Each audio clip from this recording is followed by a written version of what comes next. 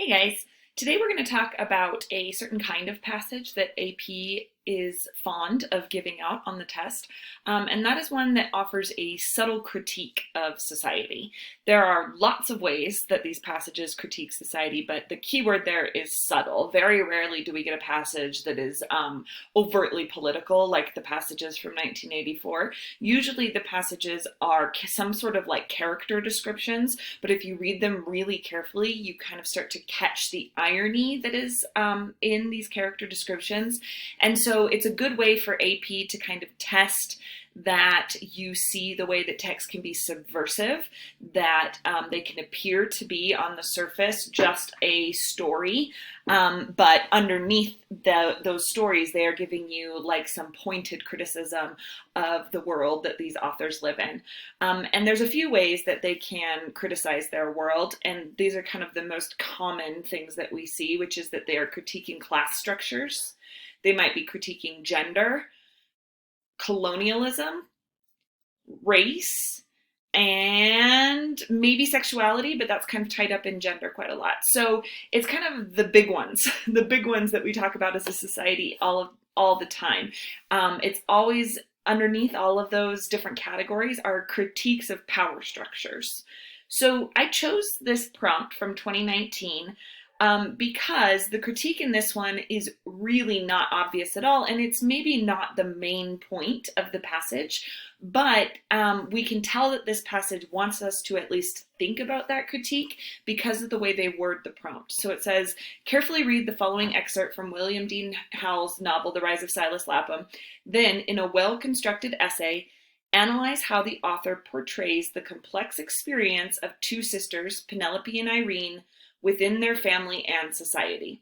Now, that is a really important kind of word when we are looking at what AP wants us to do with a passage. When it says society, it's usually talking about those power structures and how the characters you're reading about are reacting and enacting power structures. And then it says, you may wish to consider such literary elements as style, tone, and selection of detail. And often tone is a really useful way of finding critique because you'll look at certain words and you'll say, that seemed to have a very negative connotation in an otherwise fairly pleasant passage. And you can do a little bit more work thinking about those things. Okay, so at this point, if you have not read this passage already, pause the video and read the passage on your own because I am not going to be reading it through, every detail with you here. So the first part of this, the very first sentence clues us in that this is going to be not as straightforward maybe as we would expect. It says, they were not girls who embroidered or abandoned themselves to needlework. That is a pattern that you find often in this passage, which is they start the introduction of a certain descriptive quality with the negative. They are not girls who embroidered or abandoned themselves to needlework. And by saying that, it suggests then that these girls are maybe against the norm. I mean, you've heard that, right? Like, I'm not that kind of girl. It's like, okay, well, this kind of girl then exists as this stereotype out there. And we know that then these two girls that we're going to be reading about are not the kind that abandon themselves to needlework or embroidery. And what it kind of sets up is like, if you're going to like Irene and Penelope, you're going to like them as an example of what women could be if they were not obsessed, not confined, that's the word, to just like small crafts like needlework. Needlework is an interesting one because it's like, it's not very useful. You can make your pillows prettier, but nobody needs pretty pillows in their life really. So it's kind of like they're not superfluous like other girls.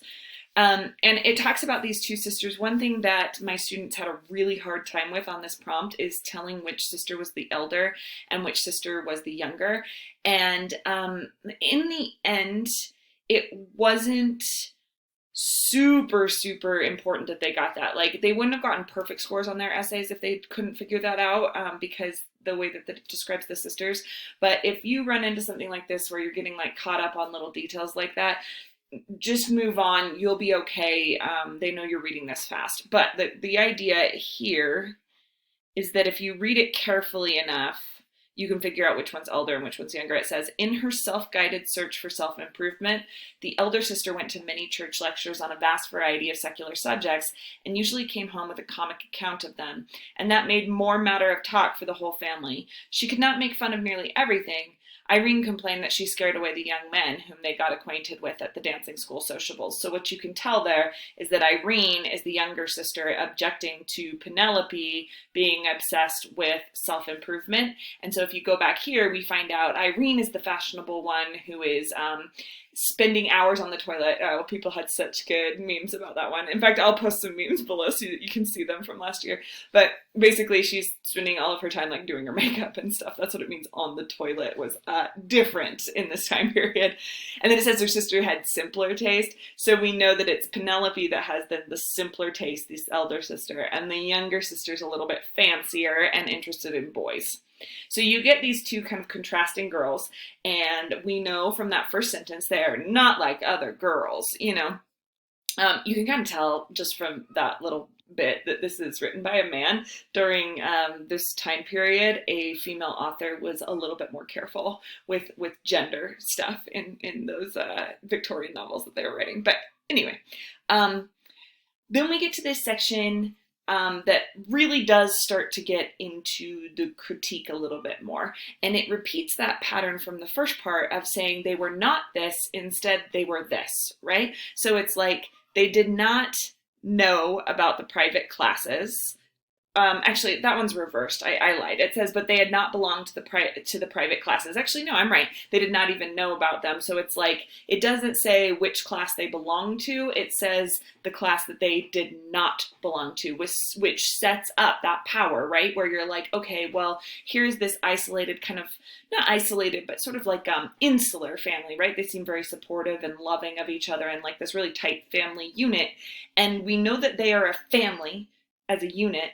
And we don't know what class they are. We just know that they are not that. And we don't know fully what kind of girls they are. We just know that they are not that kind of girl, right? So it sets them up in kind of opposition to these other things.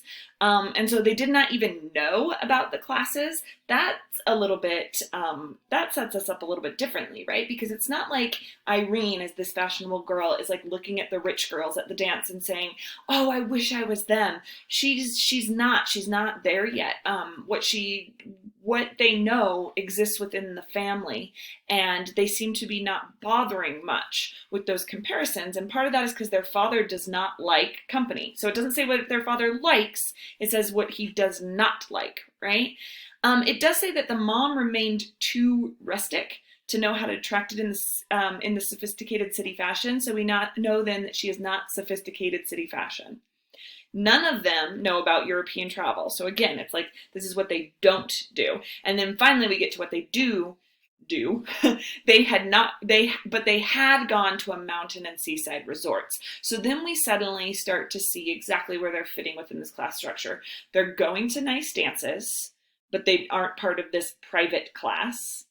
They like to travel, but they travel within New England. They don't travel to Europe. So we got a sense then of pretty much like a upper middle class kind of family. They are exquisitely dressed. That's great, but they had no skill or courage to make themselves noticed, right?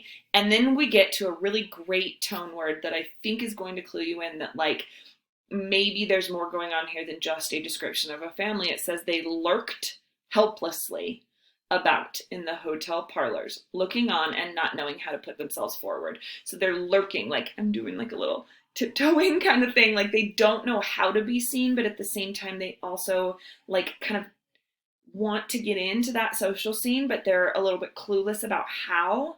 And also maybe a little bit naive about why. Because it says perhaps they did not care a great deal to do so. They had not a conceit of themselves, but a sort of content in their own ways that one may notice in certain families.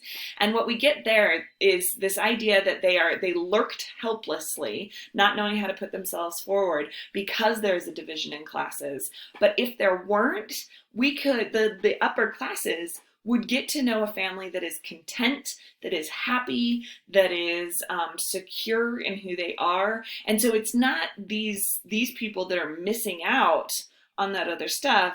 It is like the upper classes missing out on getting to know this content, interesting family. And so this writer is going to help us get to know this content and interesting family. And then we get a lot of stuff about how Irene is maybe not going to stay in that content space, right? Because the only reason that she seems to be there right now is because she's not old enough to be ambitious of those class I want to use the word ambitions again, those class boundaries, like jumps that she could make in class, right? She has the instinct to be beautiful. It calls her a vegetable. What it's saying is that it's like a natural kind of beauty, like an unconsciousness of a flower, but she doesn't really understand how beautiful she is. It's like that One Direction song about, you're so beautiful because you don't know you're beautiful. Again, you can kind of tell a man wrote this passage. But anyway, and then it says, like, in this way she began for the first time to form ideas which she had not derived from her family, and they were nonetheless her own because they were often mistaken. So people maybe don't fully understand her, but because they're so content within their own kind of way of thinking. But this passage is kind of like foreshadowing that Irene is going to break out of this content family unit, right?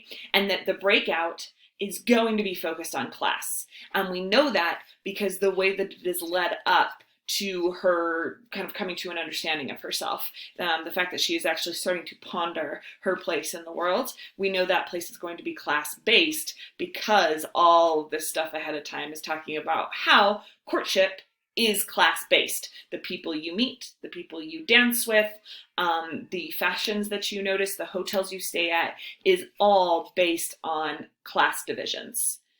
And so, like I said, the critique here is not super strong. It's not saying here, like, eat the rich or anything like that.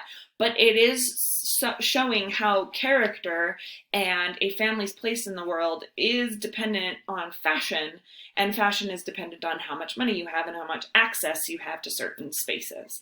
And that's what they really want you to kind of dive into in a passage. AP comes at it thinking that texts are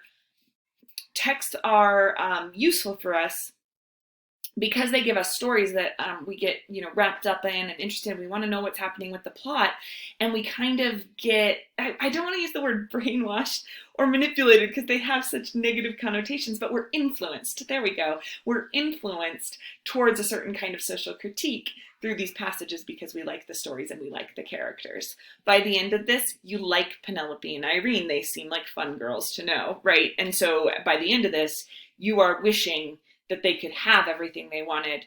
And even though maybe what they want right now they're getting, in the future we can anticipate that maybe Irene is going to be let down. And because of the tone in this passage and the positive attitude it has towards Irene, we will be sad when Irene doesn't get what she wants, which all goes back to power structures.